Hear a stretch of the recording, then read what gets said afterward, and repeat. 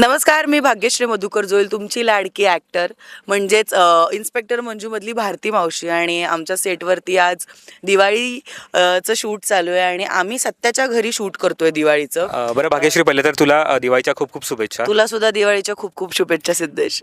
बरं, दिवाळी आलेली आहे, तू आता रील वगैरे इथे बनवत असतेस, बरीच धमाल वगैरे चालू असते, पण लहानपणी पण असे अनेक कारनामे किस्से घडलेले असतील दिवाळी रिलेटेड, सो ते ऐकायला नक्कीच आवडतील. दिवाळी फार छान म्हणजे लहानपणी सगळ्यांचीच ॲक्च्युली छान जाते. म्हणजे बाबा थोडे दिवस आधी कपडे वगैरे छान 2-2 ड्रेस दिवाळीतच कपडे मिळायचे आणि नवीन घ्यायला. तेव्हा एकतर बर्थडे नाहीतर दिवाळी, ह्या 2च ओकेशन्सला कपडे नवीन मिळायचे, म्हणून मी तर खूप एक्सायटेड असायचे की दिवाळी येणार. फटाके मी नाही फोडले कधी लहानपणा, मला भीती वाटते प्रचंड, त्यामुळे फटाक्यांचा माझा काही संबंध कधी आला नाही. पण मी रांगोळ्या खूप सुंदर काढते, तर त्यामुळे रांगोळीचं एक वेड होतं आणि मजा यायची. कारण की भाऊबीज असलं की आम्ही आमच्या मावशीच्या घरी सगळे भावंड एकत्र भेटतो आणि अजूनही आम्ही तसंच करतो. त्यामुळे आणि आता कदाचित थोडं मोठं झालं म्हणून दिवाळीची एक्साइटमेंट ना कुठेतरी अशी कामामध्ये वगैरे कमी व्हायला लागली. पण ठीक आहे, सेटवरती आता दिवाळी होते आणि आय एम हॅपी. बरं भाग्यश्री, आताच तू सांगितलंस की लहानपणी हट्ट करून कपडे वगैरे किंवा दिवाळीतच कपडे मिळायचे, पण आता आपण कमवते होतो, सो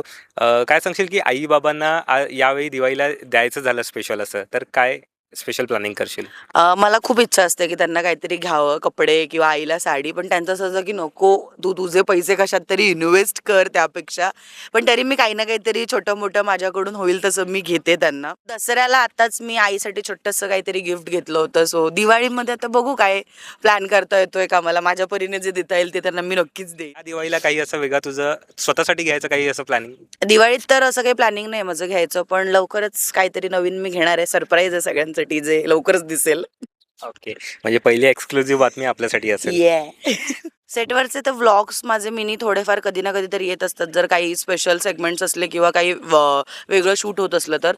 पण रील करायला सुट्टी जर मला नक्की मिळाली तर माझ्या डोक्यात कॉन्टेंट खूप आहेत जे मी करू शकते दिवाळी रिलेटेड. कारण की पोलिसांच्या युनिफॉर्ममुळे मला करता येत नाही तिथे ते कॉन्टेंट. सो त्यासाठी मला मुंबईलाच मोस्टली जावं लागतं, कारण की सगळी टीम माझी मुंबईला आहे. जर सुट्टी मिळालीच तर नक्की तुम्हाला एखाद्या दिवाळीचा छान कॉन्टेंट पाहायला मिळेल.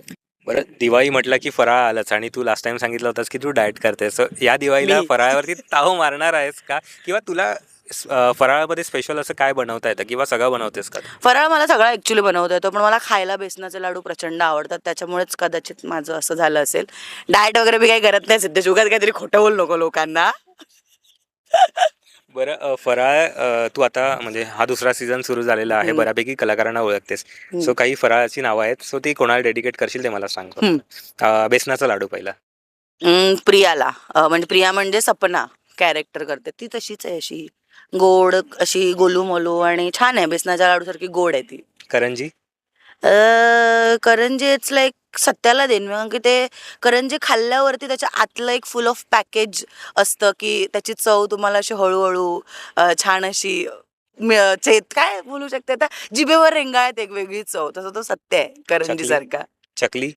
चकलीच लगे थोडा स्पायसी वाला हे आता तो, म्हणजे मम्मी देऊ शकते मी, ती अशी चकलीसारखी आहे आणि ती कळत पण नाही लवकर कशी आहे ती, त्यामुळे ती अशी चकलीसारखी आहे जराशी. शंकरपाळी.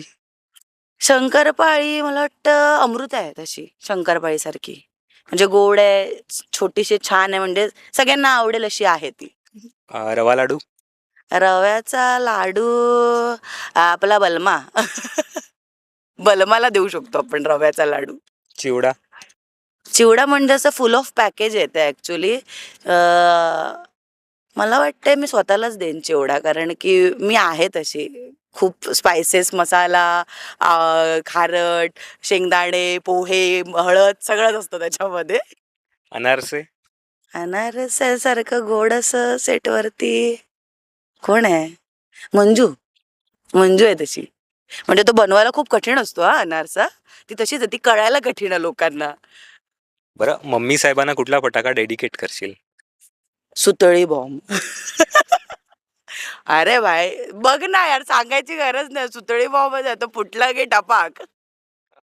थँक्यू सो मच आमच्याशी गप्पा मारल्याबद्दल. तुला दिवाळीच्या खूप खूप शुभेच्छा. तुम्हाला पण दिवाळीच्या खूप खूप शुभेच्छा आणि थँक्यू पुन्हा एकदा साताऱ्यामध्ये येऊन माझा इंटरव्ह्यू घेण्यासाठी.